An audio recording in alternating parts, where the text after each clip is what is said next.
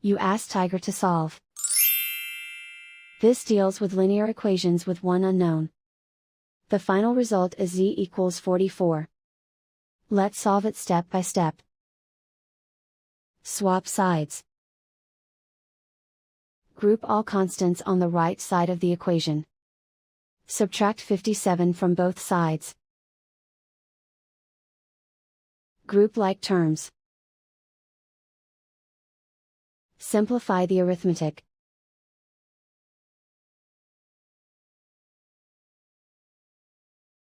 Isolate the z.